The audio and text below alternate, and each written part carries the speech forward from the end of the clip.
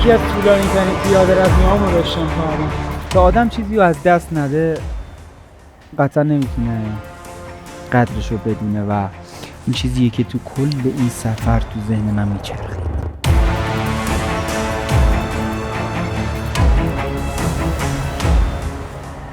داستان از جایی شروع شد که علاوه بر این که من هیچ ترسی نداشتم بلکه خیلی هم ذوق داشتم واقعا.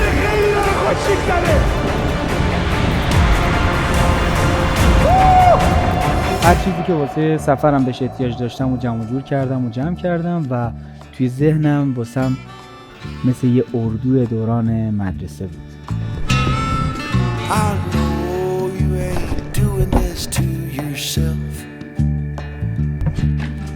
Stop what you're doing and let him go. Pack up all your things when you. همونقدر توی جمع کردن وسایل واسش ذوق داشتم. اینو بردار، اونو بردار. We'll run. 'Cause oh what a way to live a life. Living in pain and fear as a wife. کلیت این سفرم به این شکل بود که من تقریبا غرب‌ترین نقطه تهران که میشد بعد از دریاچه چیتگر تا ساحل دریای شهر چالوس رکاب می‌زدم. چیزی هولوش 150 کیلومتر دقیقاً از این مسیری که گفتم راه بود، اما نکته جالب این قضیه این بود که من باید میرفتم و برمیگشتم، در واقع دابل. شاید دیوانگی به نظر بیاد و خیلی واقعا از روی نادانی من این مسیر رو انتخاب کردم، به خاطر اینکه من تا حالا جاده چالوس رو اصلا نرفتم و اصلا چالوس نرفتم. اگرم رفتم بچه بودم یادم نمیاد و اصلا مسیر رو نمیشناختم و شک نکنید اگر میدونستم چی در انتظارمه قطعا مسیرم رو عوض میکردم. شک نکنید کسایی که این مسیر رو رفتن دیدن میدونن دقیقا من چی دارم میگم. و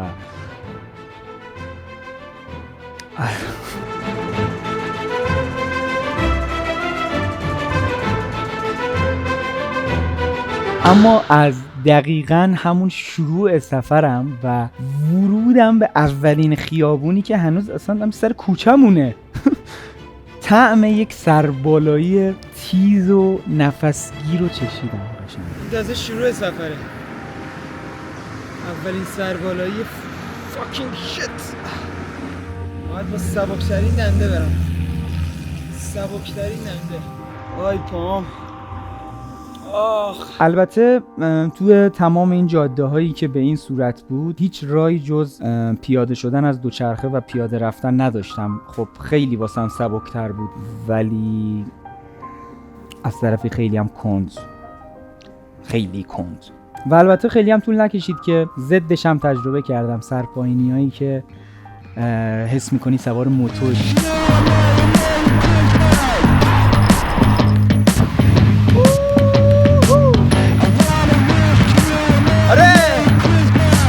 اولین باری که سوار دوچرخه شده بودم فکر کنم نمیدونم 2 سال پیش. فکرشو نمی کردم انقدر سخت باشه. کمتر از 10 کیلومتر که اومدم ولی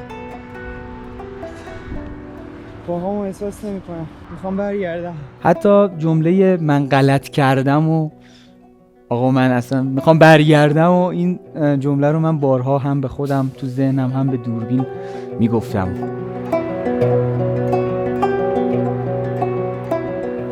امیدوارم بتونم این چالش رو انجام بدم. نمیخوام نصف تموم بشه، واقعا نمیخوام جا بزنم.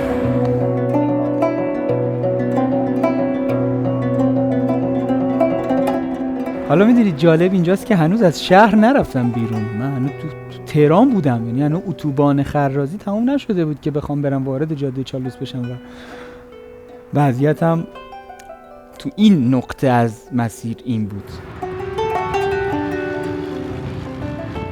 اولین بریدگی و دوری بود که زدم واسه رفتم به سمت خروج از شهر. دیگه از اینجا به بعدش میریم تو جاده‌ای که در واقع از تهران بزنه بیرون. اینجا چقدر سخته. آره رسیدیم رسم به عوارضی. عملا دیگه اینجا عوارض جاده است و خروج از شهر. هر لحظه ممکنه که ناامید شم و کم بیارم.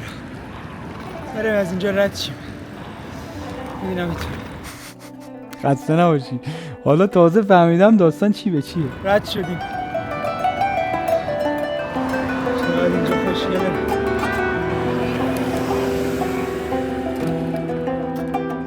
حالا هرچی که بود و نبود، من واقعا واسه این سفر خیلی زحمت کشیده بودم، پلن ریخته بودم، برنامه ریخته بودم، هزینه کرده بودم و اصلا دلم نمیخواست که یه جوری عقب بکشم که نتونم اون چیزی که تو ذهنم ساخته بودم و حداقل بخشی از اون رو هم حتی بسازم. یعنی تو ذهنم اینجوری بود بخشی از اونم اگه بسازم باز دمم گرم، ولی این که هنوز توی این نقطه بخوام جا بزنم و کلا برام اصلا نشد بود و همین به هم انگیزه میداد که برم.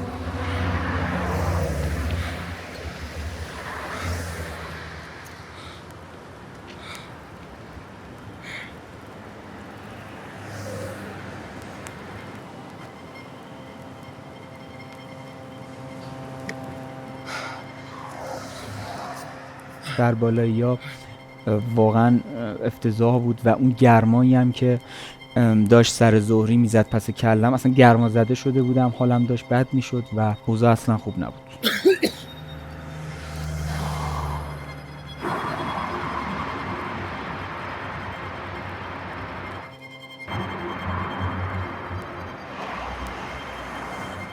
واقعا داره حالم بد میشه. سربالایی‌ها وحشتناکه. یه سوپرمارکت هم پیدا کنم واسه من یه چک پوینت خیلی بزرگه. تونلا کی تموم میشه؟ البته این یکم سرپایینی. تونل بعدی سگ سربالاییه. ببین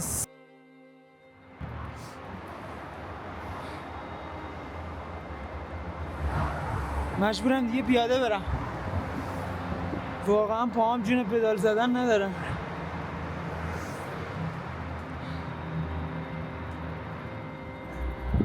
ساعت 10 تقریبا داشتم همه اون مسیر رو پیاده میرفتم و فقط داشتم دعا میکردم که یه معجزه‌ای رخ بده که من یهو بر نگردم.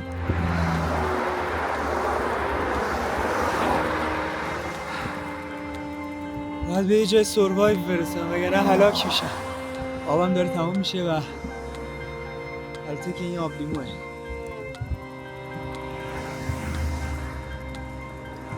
افتادم توی سربالایی فاکینگ شت. اتفاقا معجزه رخ داد.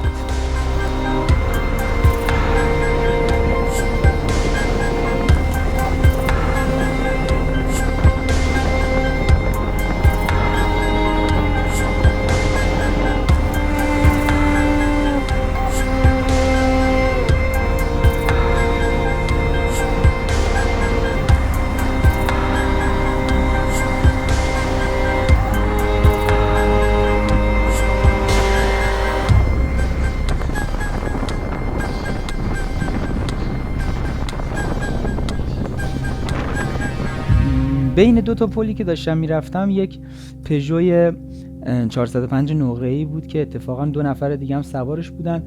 به قول یارو گفتنی وایساد و یهو اول که از کنارم رد شد اینجوری یه نگاه انداخت شبیه مثلا ما اسکل چیکار داری میکنی.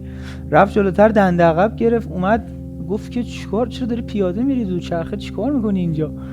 گفتم که والا اینجا یکم سربالاییه سختمه با دو چرخه برم دارم پیاده میرم. بعد یه نگاه بهم انداخت گفت برار تا یه 60 کیلومتر پیش رو همش سربالاییه میخوای همشو پیاده بری؟ اون لحظه حقیقتا 2 تا چیز اومد جلو کلم که یعنی 2 تا گزینه اومد جلو چشم که آقا من برمیگردم، من نمیتونم 60 کیلومتر دیگه واقعا نمیشد. سربالایی‌های عجیب غریب قشنگ داری از کوه میری بالا. گزینه دومم این بود که سوار ماشینش بشم و یه مسیری رو باش برم و خودش هم که این پیشنهادو داد گفت بیا تا یه جایی برسونمت که سربالایی‌ها رو رد کنی و من اینجوری بودم که یا برمیگردم یا این مسیر رو با ماشین میرم و نبود آب و کم کم داشت گرسنه‌م هم میشد. این قضیه باعث شده بود که انتخابی جز این قضیه نداشته باشم.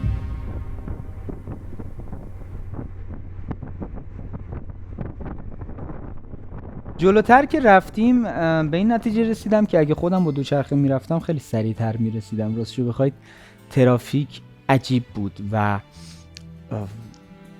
خیلی عجیب.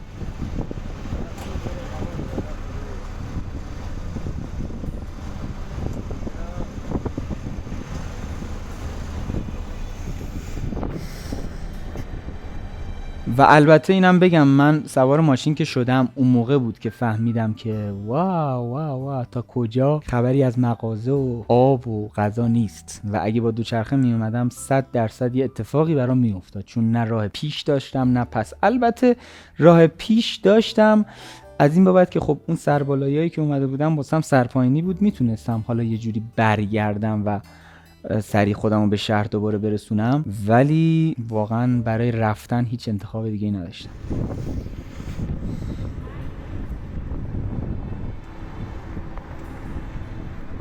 ترافیک به صورتی بود که شاید با خودتون فکر کنید مثلا تو ذهنتون ترافیک‌های شهریه که مثلا ترمز میگیری، یه چند ثانیه وای میسی میری با سرعت 20 کیلومتر، 10 کیلومتر، 15 کیلومتر. نه، ترافیک اینجوری بود که تا 40 دقیقه 1 ساعت ماشین خاموش باید وای میستادی و همه از ماشیناشون پیاده میشدن. ملت انگاری اومدن مثلا پیکنیک قشنگ پیاده میشدن، بعضیا میشستن بر خودشون نمیدونم تخمه میشکستن، همینجوری میخندیدن، آهنگ میذاشتن، اصلا یعنی شمالشون انگاری اونجا بود قشنگ. و تازه اون تیکه اول ترافیک بود، همینجوری فکر کنید از همین قضیه‌ای که گفتم 3-4 جا اتفاق افتاد. یعنی من اگر مسیر 1 ساعته با ماشین رو بخوام براتون نسبت بگیرم، قشنگ ما یه مسیر 1 ساعته رو 4 ساعت توی راه بودیم، 3 ساعت توی راه بودیم. آره.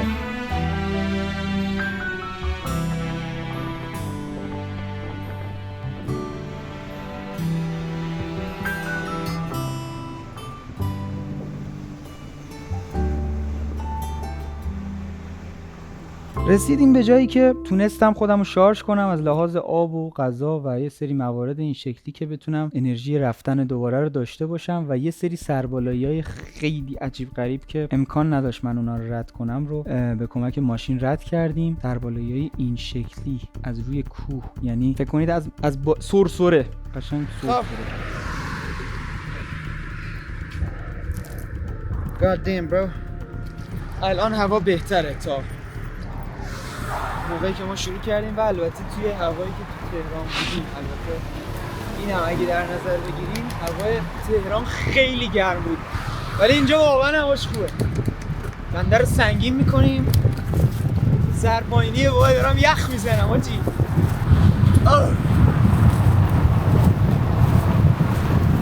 شارژ گوشیم و دوربینا تقریبا خیلی اوضاعش بیریخته، گوشیم اصلا بدتر.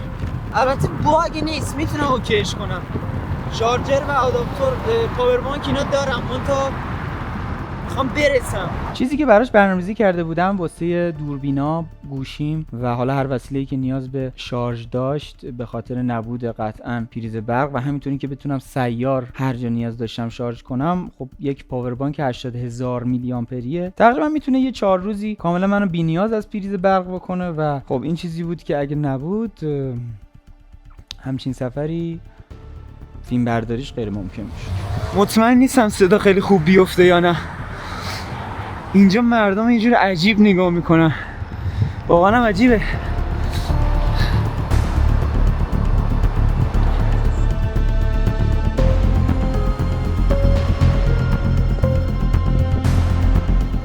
سی کیلومتر دیگه مونده.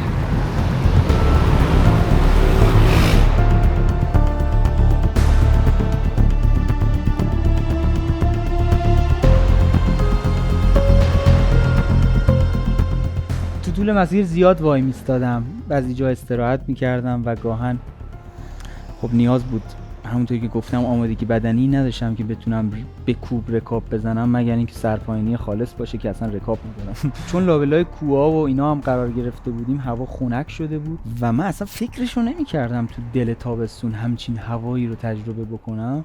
لباس مناسبم نداشتم و واقعا یخ داشتم می‌زدم یه سری جاها از اون جاها.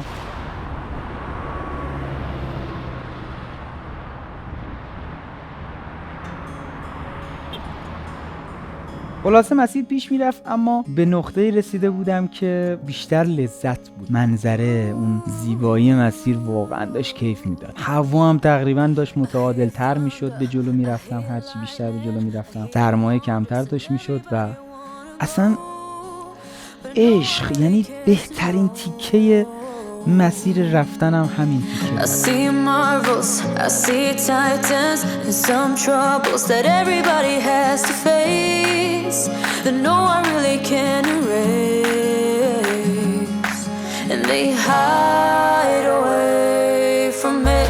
A part of you was always standing in the rain, but I was never your ball and chain. A part of me was always trying to believe you were the only air to breathe. I stood against the wind, you hurt me, I found love again.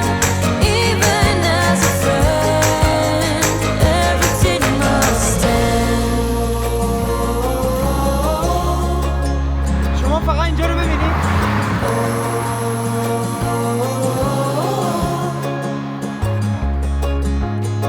When you worry, I worry.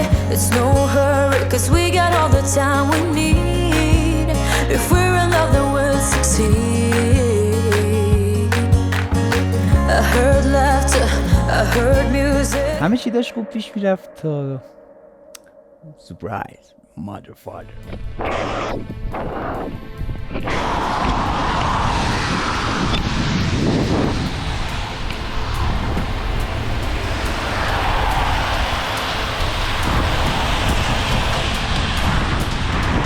وضعیت منه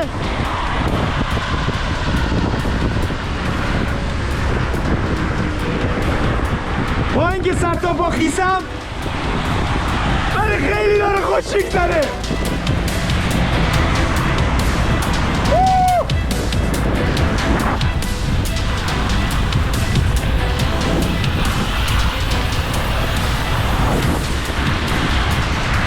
داره تو چشم آب میره، تو چشم داره آب میره، نمیبینم اینجا رو. حتی از نقاب کلاهام داره آب میچکه.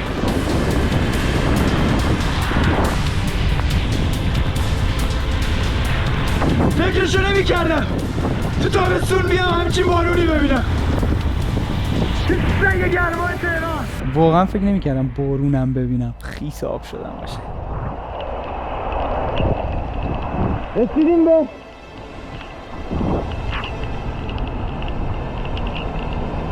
کجا؟ میدونی جای بعد داستان چیه؟ هم شورت با خودم آوردم، هم شلوار اضافه، ولی پیرن نیاوردم، تیشرت نیاوردم و 5 کیلومتر دیگه تا چالوس مونده. There's a tiny tin man in the sand. I see a flower in his hand, greeting all the mighty waves to land. There's a little girl with golden hair, running free with no despair, and I wonder who has brought her here, into this playful place, this playing space with sparkling grace. I wanna sing, sing, sing in 1,000 ways. Oh my goodness. باورم نمیشه.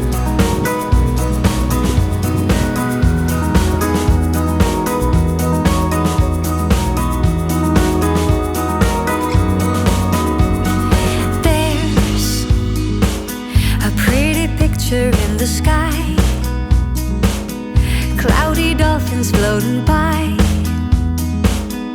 Just imagine how they play and hide. خلاصه این یک روزی که داشتیم با تمام اتفاقاتی که پیش اومد، پادرد به شدت وحشتناک بود. پادرد و کمردرد، یعنی وقتی میشستم دراز میکشیدم اینجوری بود که اصلا انگاری دارم میشکنم از وسط، مثل چوب شده بودم. خیس آب بودم سر تا پا، دنبال جایی بودم واسه چادر زدن. به شدت گرسنه‌ام بود، نیاز به یه ریپیر اساسی داشتم واقعا.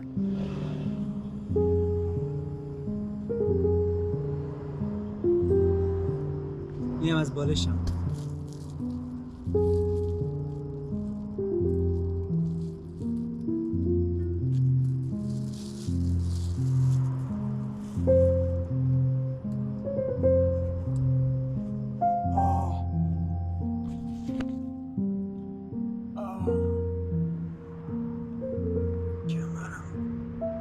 دیدید وقتی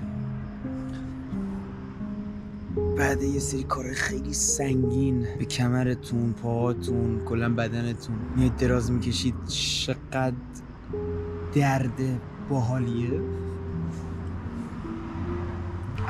نمیدونم چرا بعد از این چالش رو انتخاب کنم و برم. تهش هم بیشترین ویو رو سعی کن نخندی داره.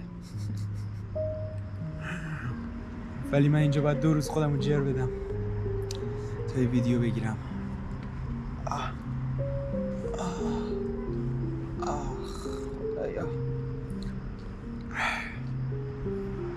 نمیدونم واقعا. اتفاقا یه زنگی هم به بهار زدم و یه صحبتی هم با هم کردیم.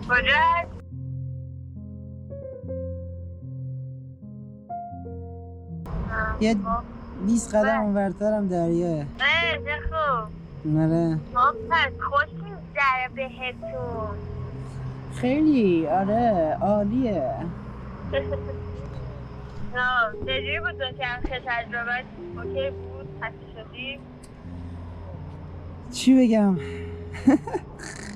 خب بگو دیگه حست چی بود؟ پاره شدم. ببین بارون زد عجیب. بارون شدید، من خیس آب شدم.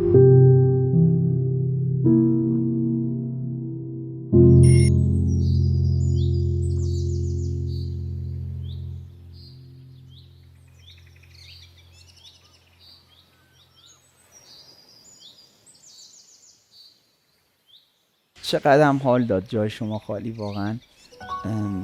خیلی اون فضا، سر صداهای بیرون، بچه ها بازی میکردن، صدای خانواده ها میومدن اونجا و من تو چادر. یه حس باحالی بود و کلا چسبید. شب خیلی چسبید.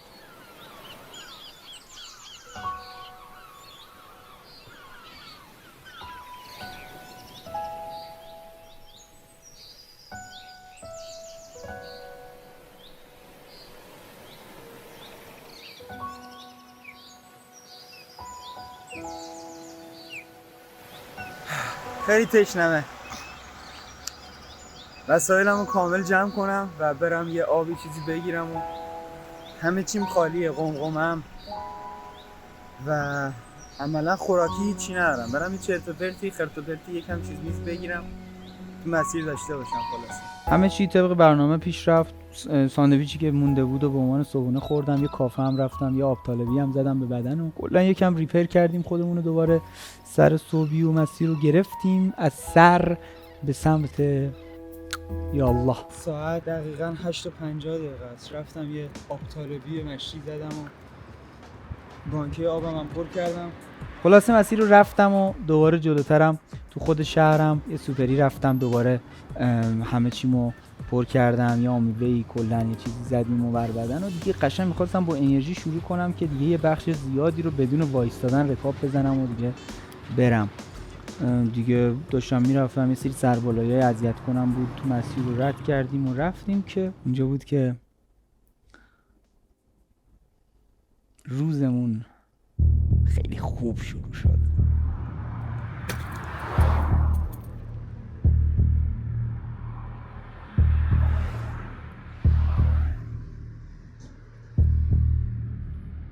واقعا باورم نمیشه.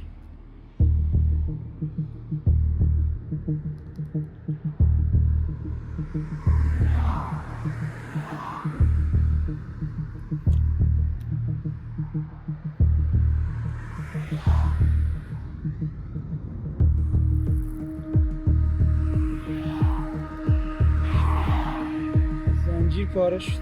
بهترین اتفاقی که میشد بیفته واقعا. زنجیر پاره شد و من دیگه اون لحظه فقط یه چیز تو ذهنم بود، فقط یه چیز که خدایا مرسی، دمت گرم که من هنوز از شهر خارج نشدم این اتفاق افتاد. اگر وسط مسیر بودم نمیدونم چی میشد واقعا. دیگه رفتم شهر رو دنبال یه جا گشتم که تعمیرش کنم دیگه. سلام، خسته نباشید. این زنجیره میتونین درست کنین شما؟ تیمشو داری؟ جان نه، افتاده گم شده. برو پشت سر من مکانیک هست. از این بغل برو، از این بغل. شماره ریس پیدا کنم واسه جا بزنم تا دوچرخه سازی بری. اینجا دوچرخه سازی هست؟ آره. بازار درسته؟ آره. نزدیکی ها نیست؟ نزدیکتر اینجا؟ نزدیکتر اینجا بازار روزه. از زیر پل میری یه فریم.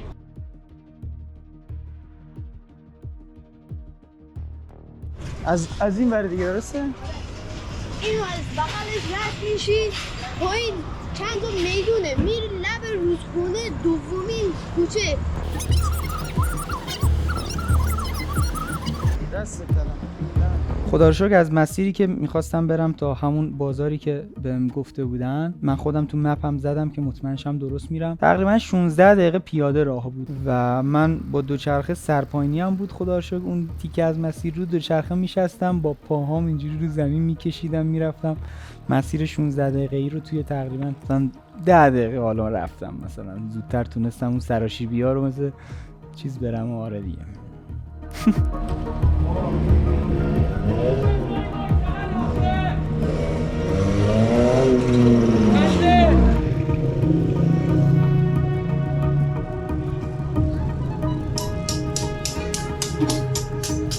چه گیر کرده به یکی.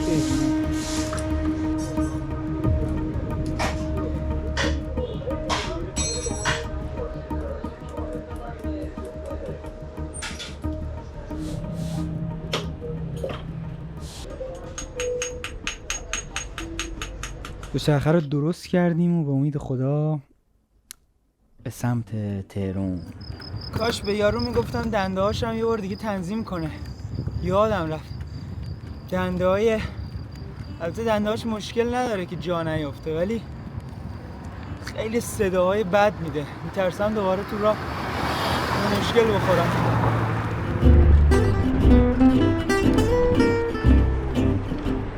ساعت نزدیک 11 ظهره و من هنوز از چالوس خارج نشدم. دلم پرتقال می‌خواد. جالب قضیه اینجا بود که خب مسیر اومدن به چالوس، اگه خاطرتون باشه اون تیکه که بارون داشت می اومد و اینا، خب خیلی مسیر متعادلی بود واسه من که داشتم میرفتم به سمت چالوس. ولی خب عکس این قضیه واسم داستان شده بود. دقیقاً شده بود شروع من از تهران به چالوس. همونقدر داشتم اذیت میشدم از سربالایی، یا با این تفاوت که هوا واقعاً گرم دیگه نبود. هوا خیلی خوب بود. پاهامو حس نمی‌کنم، لگنه پام خیلی درد میکنه، دارم پاره میشم.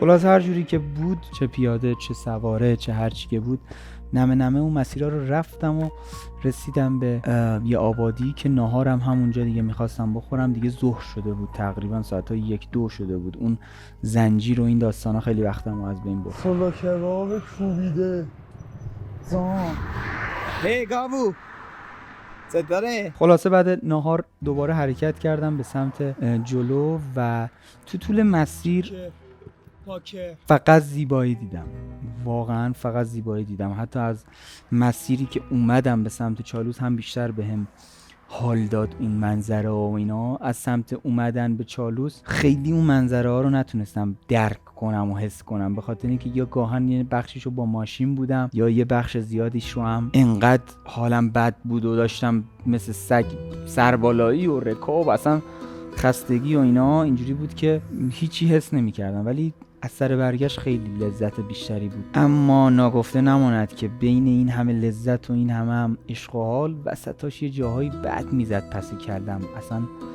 باسنم داشت تیکه تیکه میشد روی اون زین، با اینکه زینم زین طبی و ارگونومیکی بود ولی خب خیلی درد میکرد. هر چند قدم سعی میکردم وایسم و انرژی بگیرم و اتفاقا یه آشی هم زدیم جای شما خالی.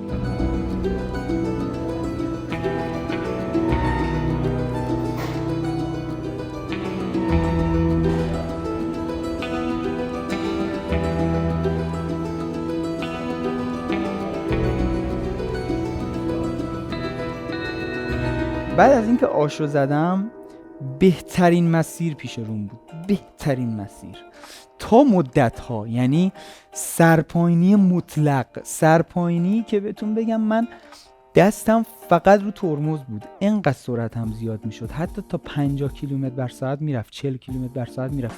بعضی وقتا صداهایی از لاستیک میومد حس میکردم الان در میره، اینقدر سرعتم بالا میشد. یا خدا اینجا چی سربانای پایینه جیگریه. به به دوربین سرعتمون زیاده زرین نکنیم ما رو. زان سرپایینی و عشق است. کل مسیر فقط به امید همین جاده آمدم، همین سرپایینی که سرعتم اندازه ماشیناست. جان دیگه داره کم کم شب میشه، باید حواسم به پشتم باش، خطرناکه اینجا. و همینطور اینجا پیچای تندی هن. وای خیلی پیچای تندی هن، باید سرعتمو محدود کنم. اینجا همش سرپایینیه، ببینید اینجا دیگه ما از بالای کوه قراره بریم پایین و اینجا خیلی خطرناکه. اولین باره که توی یه منطقه خطرناک قرار میگیرم، تا الان هر جا رفتم سیف بوده، میدونی چیزی نبوده که بگیم خطریه. خیلی آروم، پدال زدن اصلا نداره، فقط ترمز باید بزنم و حواسم به پشت و جلوم باشه. سرد، باد سرد میزنه، خنک، آفتابم اینجا نمیزنه، خنکه. بودی چه حالی میده. بذار من دندم رو سنگین کنم واسه مواقع اضطراری. آجی سنگین ترین دندم واسم سواکه، دنده 24. Holy shit bro، یخ زدم. به یخ زدم ولی دل باختم. کودتا گرد معنیش نمیدم چیه. Welcome, this is your life now, the wasteland where we all take a vow.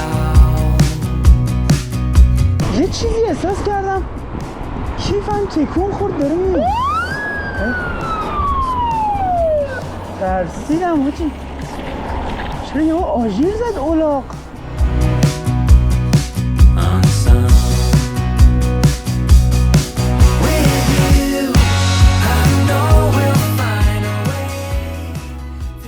رسیدم به اینجا.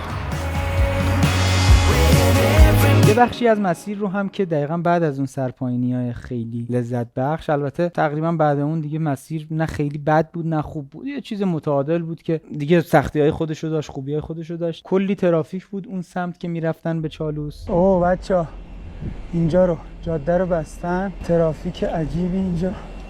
از اون ور که من می اومدم هم همینجوری بود.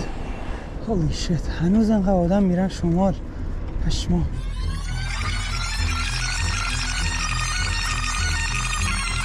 خلاصه این مسیر لذت بخش بود تا جایی که حالا دلم نمیخواست کاش نمی بود. سخت‌ترین تیکه کل سفر من از همینجا شروع شد. بچه‌ها اینجا یه بخش خیلی زیادیش سربالاییه، تقریبا اینجا رو باید پیاده برم و بعد ببینیم چی میشه.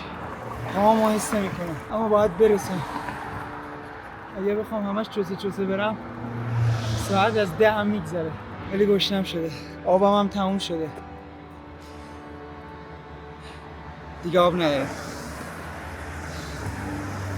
این بده جایی که من فقط میتونستم اینطوری به خودم امید بدم که دیگه بریم دیگه دیگه، باید بریم خونه دیگه بالاخره دیگه. کاریش نمیشه کرد. یکی از طولانی ترین پیاده رویامو داشتم تا الان.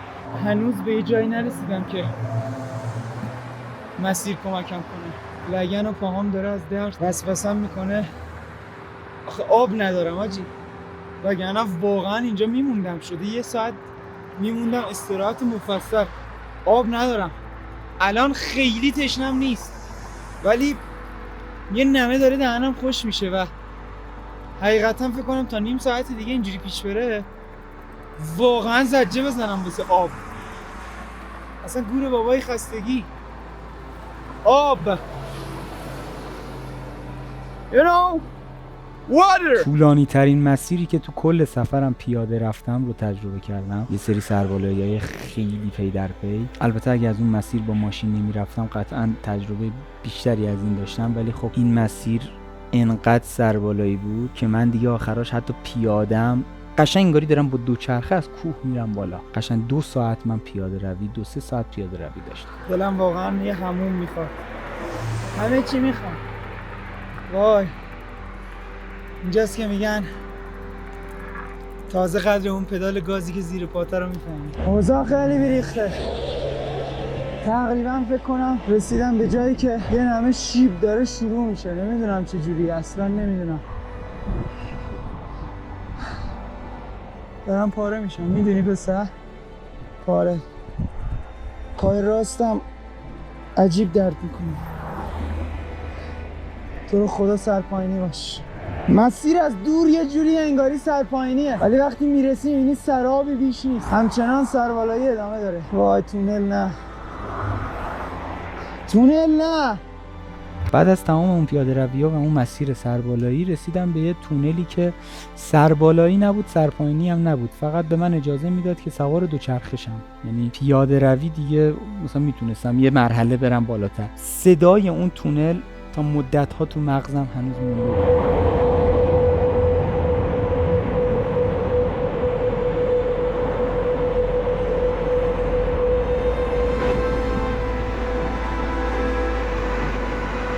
انقدر این تونل زیاد بود مسافتش، من فکر کنم 45 دقیقه 1 ساعت قشنگ توی اون تونل بودم. صداش انگاری دارن شکنجت میدن حاجی، واقعا بشم دیوانه میشم.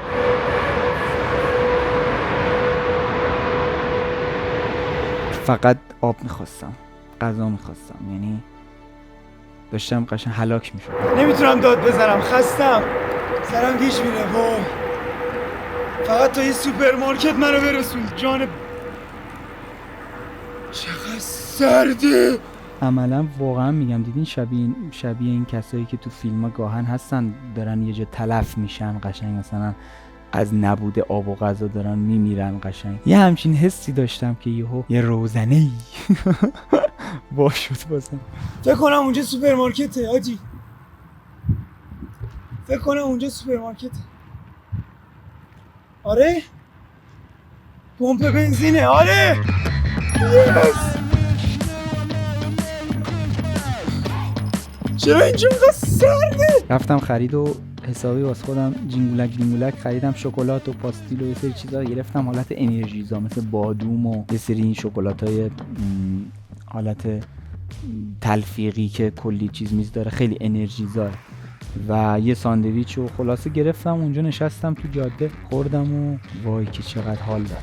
ادامه مسیر دوباره چند تا چالش، البته یه چالش خیلی دوباره سمی دیگه که مثل اون تو کل سفر ندیده بودم اومد سراغم و از اون طرف باز خوشبختانه سرپایینی بود. قضیه از این قرار بود که اینقدری که هوا سرد بود، شاید بهتون بگم که مثلا 5 درجه بود هوا. حالا شما تصور کنید من با اون لباس بین یه سری کوه قرار گرفته بود اون جاده که هوا رو خنک میکرد و من سرعتم هم خیلی زیاد بود به خاطر اینکه سرپایینی بود. باد اینقدر یخ بود که تو ویدیو معلومه من اینجوری صحبت می‌کنم.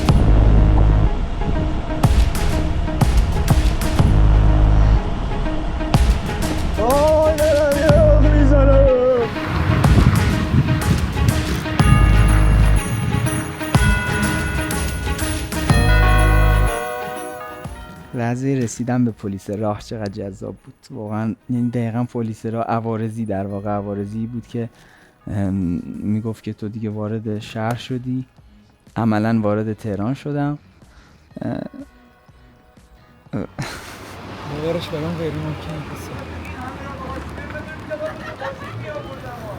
وارد که شدم یکی از اون ور مال راهداری بود، یه وانتی بود که من اونو اوایل چالوس دیده بودمش بچه‌ها، جایی که گاوه رو دیده بودم اونجا. منو دید گفت که داداش تو می‌خواستی تا اینجا بیای، میگفتی مینداختمت پشت وانت میآوردمت. و من اونجا خندم گرفت. فکر نکنم صداش خیلی خوب بیاد تو ویدیو، پشماش ریخته بود. من الان روی مپ تا خونه 14 دقیقه حالا با ماشینه، ولی 13 کیلومتره. یعنی این 14 دقیقه‌ای که زده خب طبیعتاً با ماشینیه که 100 کیلومتر بر ساعت سرعتشه. خلاصه وارد شدیم اتوبان شهر. دوباره یه مسیر سرپایینی و بالایی خودش رو داشت. دوباره گیری یه سرپایینی دیگه افتادم، سربالایی. ببخشید دارم پیاده میرم، اتوبان خرازیه.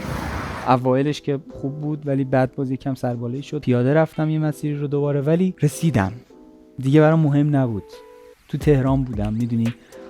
یعنی میدونستم که پشت اون خیابون جلویی دیگه خونمه، یعنی دیگه تموم میشه. حالا اصلا میخواد هر چقدر سربالایی باشه، اصلا کوهه، من باید برم بالا. باز میدونستم که بعدش دیگه تمومه.